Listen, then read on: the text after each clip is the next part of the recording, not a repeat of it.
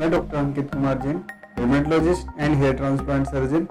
आज हम बात करने वाले हैं मेल पैटर्न हेयर लॉस या एंड्रोजेनेटिक एलोपेशिया के बारे में।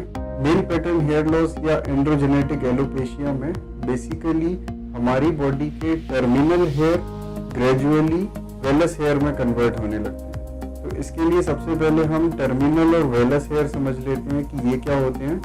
टर्मिनल हेयर हमारी बॉडी के थिक हेयर होते हैं जो अच्छी लेंथ लेते हैं, फास्ट ग्रो करते हैं। जो हमारे अच्छे बाल होते हैं उनको हम टर्मिनल हेयर बोलते हैं।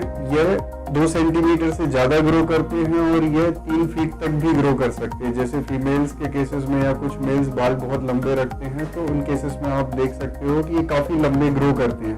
ये हेल्दी हेयर होते हैं। और वेलस हेयर क्या होते हैं, ये छोटे बाल होते हैं, ये 2 सेंटीमीटर से कम ही ग्रो कर पाते हैं।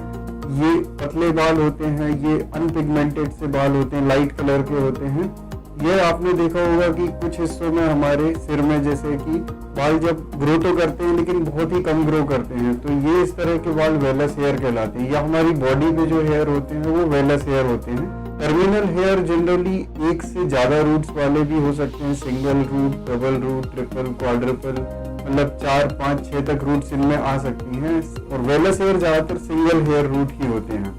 तो जब एंड्रोजेनेटिक एलोपेशिया के कारण कोई पेशेंट बाल्डनेस का शिकार होता है तो उसमें एक हार्मोन होता है टेस्टोस्टेरोन, जो अपने एक्टिव फॉर्म डाईहाइड्रोटेस्टोस्टेरोन में कन्वर्ट होता है।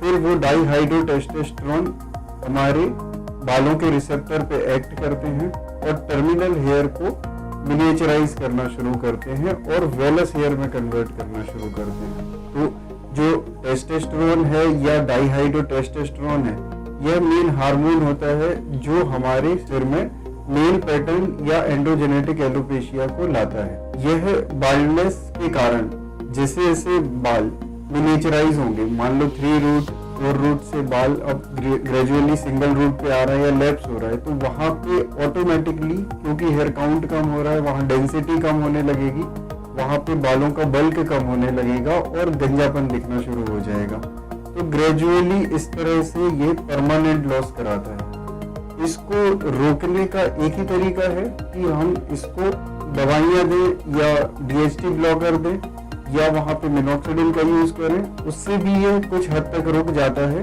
कई बार इनके बावजूद भी यह बाल्डनेस बढ़ती जाती है और प्रोग्रेस करती रहती है। उसके बाद फिर हेयर ट्रांसप्लांट ही एक ऑप्शन बचता है जिसमें हम उस हिस्से से बाल लेते हैं, सिर के परमानेंट जोन से जो ऑक्सीपिटल एरिया होता है वहां के हेयर लेते हैं और बाल्डनेस वाले एरिया पे इम्प्लांट करते हैं। तो वो उसका फाइनल ट्रीटमेंट होता है। तो एंड्रोजेनेटिक एलोपेशिया कई बार हेरिडिटरी भी होता है। मतलब कुछ केसेस में ऐसा भी देखने को मिलता है कि फादर को अगर वो बाल्डनेस है तो बेटे को बाल्डनेस आने की संभावना बहुत बढ़ जाती है। कई केसेस में ऐसा नहीं भी होता है, दादा को बाल्डनेस थी, फादर को नहीं थी, फिर उसके अगली जनरेशन में बेटे को बाल्डनेस हो गई, तो ऐसा भी कई बार देखने को मिलता है। या एक ही फैमिली में कई बार एक पर्सन को बाल्डनेस होती है, उसके भाई को नहीं होती है, तो थोड़ा वेरिएशन इसमें होता है।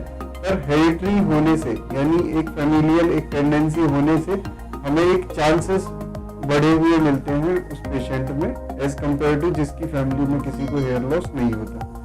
तो ये इटियोलॉजी होती है एंड्रोजेनेटिक एलोपेशिया या मेल पैटर्न हेयर लॉस की। उम्मीद है इस बारे में आपको काफी इंफॉर्मेशन मिली होगी। अगर कुछ स्टिल डाउट आपके रहते हैं तो आप हमसे कांटेक्ट करके पूछ सकते हैं या हमें मैसेज करके आप अपनी क्वेरी डाल सकते हैं।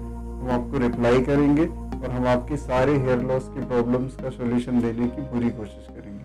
Thank you.